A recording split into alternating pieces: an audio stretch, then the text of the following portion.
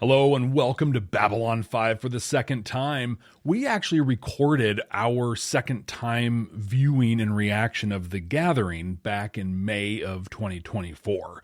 And instead of doing that all over again, we're going to go ahead and share that with you now. Next week we'll get to Midnight on the Firing Line and then continue through season 1 from there. But for now, enjoy our second viewing of The Gathering. This is my first time. Second.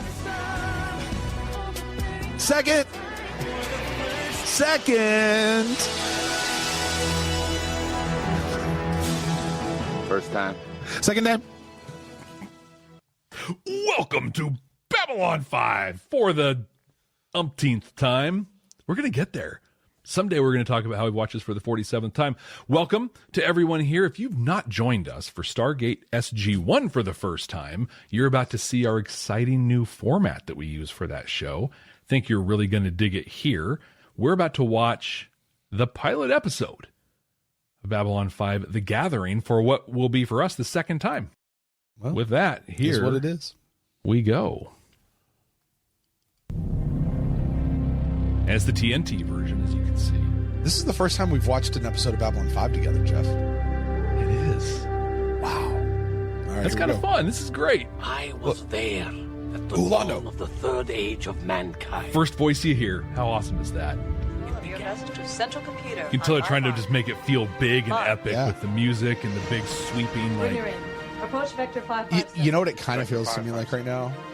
It feels like the entrance, like the intro to like a Disney ride. Totally. Like all the setup. Like that's what it feels like to me right now. Look at that ponytail. That guy's going to start working with Byron pretty soon. Okay, we do this quiet by the night. To this day, no one knows what happened to it. Yeah, but when you find out, it's going to be awesome. Right? Hey, I think that Babylon 4 thing is going to be a big thing. Seems like a mystery. Might be a thing. Does so much makeup. It looks nothing like her. Well, and notice the head bone comes like way out this way. Yeah. It doesn't look like bone. It just looks like a head. A dress, a headdress sort of thing.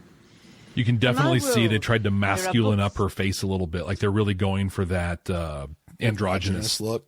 Culture. They did. However, I noted when he just got the buzz about her, the pronouns they used was she and her. That's him. Impossible. There are no way. Really? Yep. Wow. Well, see, look at that. Oh, yeah. Confirm incoming ship. Ed Wasser. And all because he wants to play. There he is again. Oh, my God. His hair's awesome. Get me the commander. Fast. And let's just hope nothing else goes wrong. Not exactly fair market. That's not Catherine Sakai. I was in a hurry. Not at all. Report me. We'll discuss that later. This is late 80s TV heartthrob. 1 hour, 40 minutes. Just in time for the reception. Central Casting. I'll tell you all about it when you arrive. On my way, I picked up some carnelian bed sheets. They're supposed to be completely frictionless. Scene 140. I still want to know what that would be like. Yeah. I think you would just slide off. I was going to say, not as cool as it sounds. You need friction to not move. And to move. Like, in at all, specific right? ways. Like, there's... Okay, I'm gonna share something, and I'm gonna try to be high level and not super 13 gross about it. Okay. Not too long ago, bought a new bed, and when you go buy a new mattress, they tell you lay on it, make sure it's comfortable, all that kind of stuff. Yeah, I set the pillows up in a certain way and got onto my knees on the mattress, and I tested the mattress. You know what? That is a legitimate thing to do. Katzel has had this character figured out already. Good to you, Lieutenant Commander. That is the Jakar we just saw in the last episode of Babylon 5, Season 5. Garibaldi, my good, close friend. Oh, no! No! Good close friend. No, he said it wrong. My wallet. Come on, Garibaldi. I am empowered to compensate you quite handsomely for your genetic background. The process would be either a direct mating, you and I, or a donation of vital cells from which we could clone a replicant. Yes, obviously, the cloning is less efficient since we have to grow the clone, so payment would have to be proportionately smaller, and we'd still have to fuse your genes with our own, and that would take even longer. The direct mating is far more cost-effective. Now, would you prefer to be conscious or unconscious during the mating? I would prefer conscious, but I don't know what your... Dude, that's a heck of a salesman right there. He didn't even ask for the sale. He just assumed it. Just going in. It's so good. I would prefer You are conscious. clear for docking. Please surrender. That you will never again mention the Great Council in my presence. 3 gravities. 6 will crush your ribs to jelly. Great Council. Wow. 4 gravities. 5. Don't submit. Don't submit. Oh Don't my scream. God. You know, what do you call a flashback that hasn't happened yet? I suggest you leave now. Flash forward. Flash forward. What a flash forward to Cartagia and the whip. I don't know if that's intentional, but it's beautiful. Like, the connection is freaking gorgeous. And I'm super glad they got rid of those dumb rings. Right? Open 9 to 5. Earth time. Like, this, it makes so much more, like, this makes the whole thing with Morden and stuff make so much more sense. It also makes it so much more tragic because you're like, he's there. He sees how foolish it is. Mm-hmm. And to do what he does to go back and preserve it and get it back, like... Pretty sharp. It's heartbreaking. Yeah. I've been taking stims to stay alert. Oh, that's not a good thing for doctors on Babylon 5. I wonder if they're setting that up Well, how about for some Franklin. coffee? It's fresh. Like right here. Grounded Like, are they in that already oil. seeding it?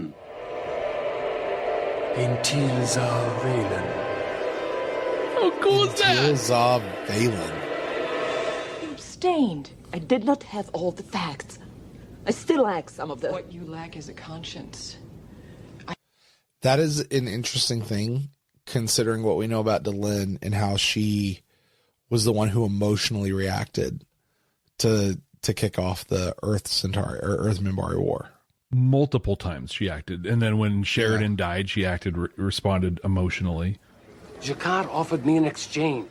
What's My Garibaldi drinking on the cooperation screen? In return for It's not water. We never had a chance. The sky was full of stars. And every Sky full of star was stars. a ship, He said the thing. one of ours.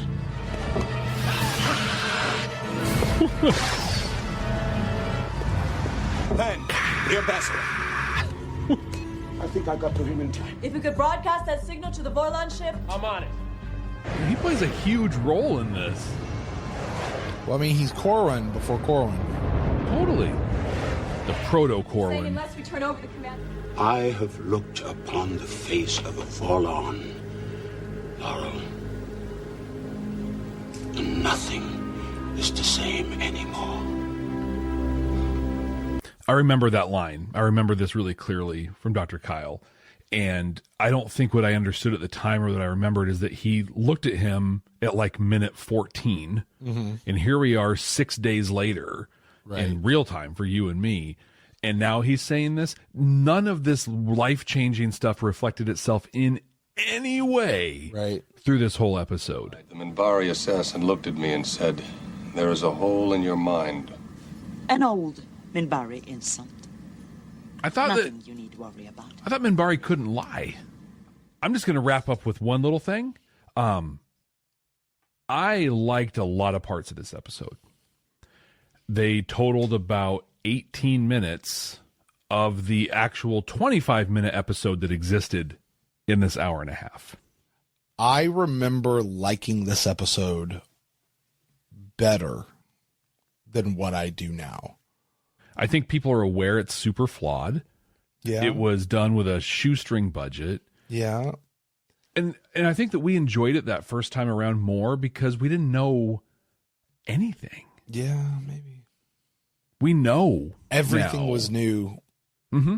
And so it's just like look at that, look at that, look at that, look at that. And like there's some things that they dropped and didn't become things. There's things that they put in place that they changed, you know, a little bit. But to me, the parts of the episode that persisted were amazing. Londo and Jakar. Londo and Jakar existed here. Peter Jurasek, Andreas Kotzelis had their characters figured. They knew who they were. Yeah. Garibaldi, right? Jerry Doyle. You take those characters, you pick them up from here, you plop them right into a tragedy of telepaths. They fit. Perfect. Yeah. Awesome. Yeah. Okay, I did enjoy Jakar and Londo and Garibaldi, those three specifically. But hey, I have something that'll brighten you up as we go out. Remember I dusted some stuff off from season 1? Uh-oh. This is my first time. Second time. Bye, everybody. Thanks for watching.